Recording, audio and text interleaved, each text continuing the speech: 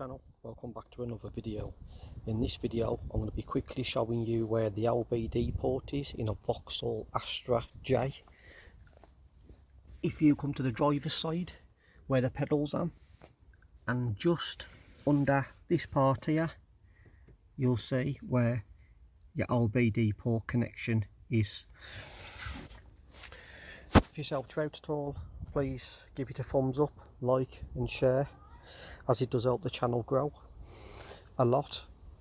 I do appreciate all the new subscribers who subscribe to the channel as well. I'm actually going to leave it there now and stop waffling on, and until next time I'll catch you in another one.